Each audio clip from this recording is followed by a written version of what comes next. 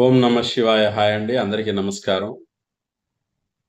మీరు ఏ వృత్తి చేసినా, ఉద్యోగం చేసినా, వ్యాపారం చేసినా, మీరు ఏం చేసినా కూడా మీ లైఫ్లో మీరు ధనవంతులు అవుతారా లేదా? మీరు ఏ ఉద్యోగం చేసినా, ఏ వ్యాపారం చేసినా మీరు ఆర్థికంగా ఉన్నతమైన స్థానంలో ఉంటారా లేదా అనే విషయం తెలియాలి అంటే మీ జాతకంలో శుక్రుడు మాత్రం బాగుండాలి. ధనానికి అధిపతి గురువు అంటారు, కానీ శుక్ర బలాన్ని బట్టి జీవితం అంతా కూడా గొప్పగా నడిచిన వాళ్ళే ఎక్కువ మంది ఉన్నారు. శుక్రుడు ఉదాహరణకి 2, 4, 6 అట్లాగే 9, 11 స్థానాల్లో శుక్రుడు ఉంటే వీళ్ళు ఆర్థికంగా గొప్ప ధనవంతులు అవుతారు. 7వ ఇంట్లో 8వ ఇంట్లో శుక్రుడు ఉంటే మాత్రం వివాహ జీవితం మొత్తం దెబ్బతింటుంది. వివాహ జీవితం దెబ్బతిని మళ్ళీ సరైనటువంటి పరిస్థితులు కొంతమంది జాతకాల్లో ఉన్నాయి. కొంతమందికి ఆ సమస్య సాల్వ్ అయిన వాళ్ళు కూడా లేరు. అట్లాగే 12వ ఇంట్లో శుక్రుడు దోషం అంటారు, కానీ చాలామంది జీవితాల్లో అంత దోషప్రదంగా ఏమీ లేదు. మీ లైఫ్లో మీరు గొప్పగా సంపాదించి నిలబడగలిగారు అనంటే ఇంకో కారణం కూడా ఉంటుంది. అదేమి అనంటే మీరు ఓన్ హౌస్ కట్టుకున్న తర్వాత మీ జీవితం మారుతుంది. ఈ కట్టుకునే విధానాన్ని బట్టి మీ జీవితం మారుతుంది. ఆ కట్టుకున్నప్పుడు మీకు ఆ సిమ్టమ్స్ తెలిసిపోతాయి. ఇల్లు కట్టాము, మేము బాగా సంపాదించాము, బాగా గొప్పగా రాణించాము అని. ఒకవేళ అది కట్టిన తర్వాత ఇబ్బందులు పడుతున్నారు అని అనుకుంటే మాత్రం ఆ ఇంటికి సంబంధించిన విషయాలు అయి ఉండొచ్చు, మీ జాతకంలో శుక్రుడు ఇతరత్రా దోషాలు అయి ఉండొచ్చు. ఇవి ముఖ్యంగా చూసుకుంటే మీ జీవితానికి ఈ ఆర్థిక పరమైనటువంటి స్థితిగతులు అభివృద్ధి చెందటానికి శుక్ర బలం చాలా బాగా ఉపయోగపడుతుంది. శుక్రబలం లేనప్పుడు ఏం చేయాలి, శుక్రుడికి సంబంధించిన విషయాలు ఎట్లా చేయాలి అనేది మాత్రం మీ జాతకాన్ని చూసి దాన్ని అనుసరించి చేసుకుంటే మాత్రం గొప్పగా రాణిస్తారు. అట్లాగే సంతానం కలిగిన తర్వాత కూడా కొంతమంది జీవితాలు చాలా బాగా మారుతాయి. ఆ సంతానం కలగాలి, ఆ జీవితం మారింది అని అంటే అది గురుడు వల్లనే జరుగుతుంది. ఆ గురుడు మీ జాతకంలో ఏ విధంగా ఉన్నాడు, అట్లాగే కోణాల్లో ఉన్నాడా లేదా అనేది చూసుకోవాలి. గురుడు 2 ఇంట్లో కానీ 2 కారకత్వ దోషం ఉంది అంటున్నారు, కానీ ఆర్థికంగా అక్కడ ఉన్న వాళ్ళు చాలా బాగా సంపాదించారు. అట్లాగే 5, 9, 11 స్థానాల్లో గురువు ఉంటే మీరు ఎప్పటికైనా గొప్ప ధనవంతులు అవుతారు. ధనం అంటే లెక్కలేని విధంగా ఖర్చు పెడతారు. 6వ ఇంట్లో గనక గురువు ఉంటే ధనం అంటే లెక్కలేని విధంగా ఖర్చు పెడతారు.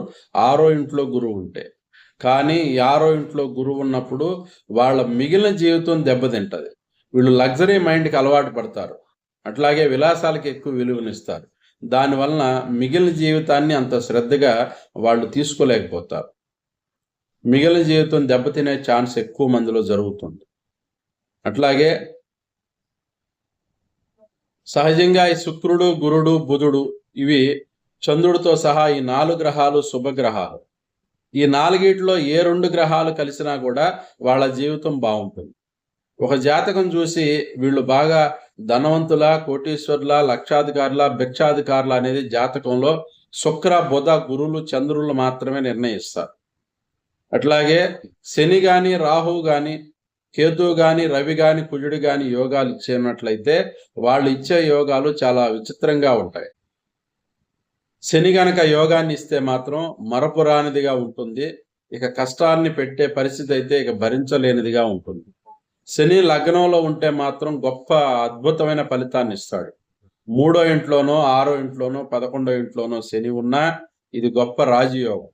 7వ ఇంట్లో శని ఉన్నా చాలా మంచిది. కొంతమంది ఏం అంటున్నారంటే 7వ ఇంట్లో ఉంటే వివాహ దోషం కదా అని అంటున్నారు, కానీ 7 కేంద్ర స్థానం, దీన్ని దిగ్బలము అని అంటారు. శని సప్తమాధిపత్య దిగ్బలానికి సంబంధించినది. అది చాలా అద్భుతంగా రాణిస్తుంది. ఆ దిగ్బలాల్లో విపరీతమైన బలం కుజుడు కూడా ఉంటుంది. ఆ కుజుడు 10వ ఇంట్లో గనక ఉంటే ఆ దిగ్బలము అని అంటారు.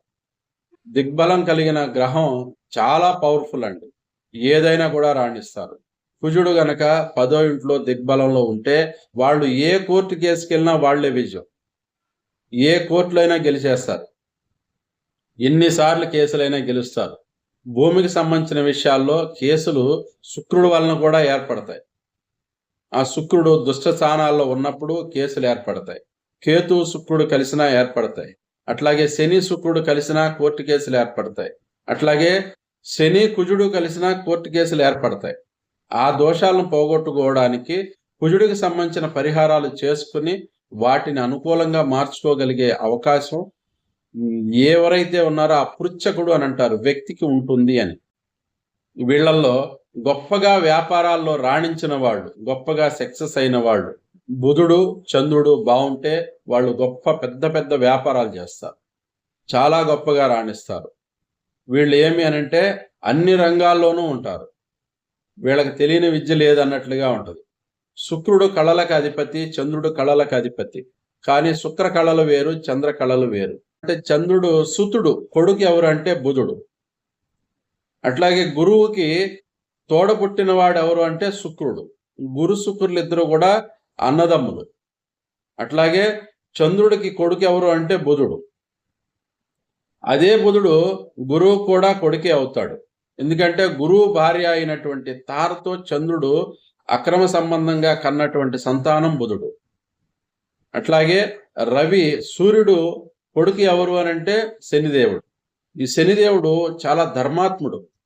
శని అనేటువంటిది ధర్మవంశం వాళ్ళది. సూర్యవంశం అంటేనే అత్యంత ధర్మం కలిగిన వంశం సూర్యవంశం.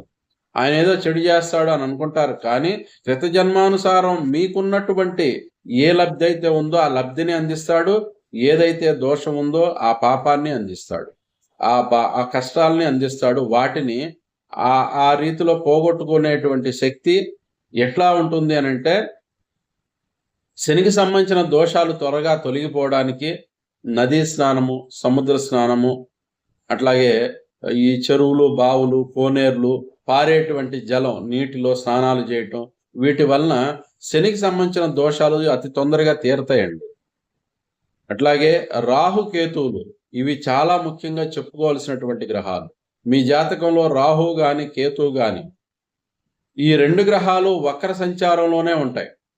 1983వ సంవత్సరం మార్చిలోనే రాహుకేతు పూజ అనేది శ్రీకాళహస్తిలో పెట్టినట్లుగా ఆ దేవస్థాన సంబంధమైన వాళ్ళు ఇంతకుముందు చెప్పున్నారు ఒకసారి. అయితే ఏమి అనంటే అంతకుముందు ఈ రాహుకేతు పూజ అనేది అక్కడ లేదు. సహజంగా దర్శనం చేసుకోవటమే. ఆ దర్శనం చేసుకున్న ఆ ఈశ్వరుడికి ఉండేటువంటి స్వయంభూ కాబట్టి ఆ శ్రీకాళహస్తి జ్ఞాన ప్రసూనాంబ సమేత శ్రీకాళహస్తీశ్వర స్వామి వారు దర్శనం చేసుకుంటే రాహుకేతు దోషం పోయినట్లే. రాహుకేతు పూజలు అనేవి అక్కడ దేవాలయ పరంగా కొత్తగా పెట్టారు కాబట్టి అది చేసుకుంటే కూడా మంచిదే, దానివల్ల ఎటువంటి అభ్యంతరం లేదు. ఇది ఏమి అనంటే ప్రతి వారు కూడా 10 సార్లు చేయాలి, 12 సార్లు చేయాలి ఇట్లా అంటున్నారు. అట్లాంటి అవసరమే లేదు. మీ జాతకంలో దోషంలో ఉన్నప్పుడు మాత్రమే, అంటే 4, 8, 12 స్థానాల్లో రాహు గాని కేతువు గాని ఉన్నట్లయితే ఆ సంవత్సరం ఒకసారి చేసుకుంటే ఆ దోషం పోతుంది. అంతవరకు చాలా, అంత మించి చేయాల్సినంత అవసరం ఉండదు. అట్లాగే చంద్రదోషం అనేది చాలా ముఖ్యం అండి. జాతకంలో చంద్రుడు గనక 4, 8, 12 స్థానాల్లో ఉంటే మాత్రం అది చంద్రదోషం అని అంటారు. ఈ చంద్రుడికి సంబంధించిన విషయాల్లో దోష నివారణ చేసుకోవటం వలన మంచి ఫలితం ఉంటుంది. చంద్రుడికి మనసు కారకుడు చంద్రుడు. ఈ చంద్రుడికి సంబంధించిన శాంతి శివారాధన ఒక్కటేనండి. శివారాధన చేసినట్లయితే చాలా బాగా కలిసి వస్తుంది.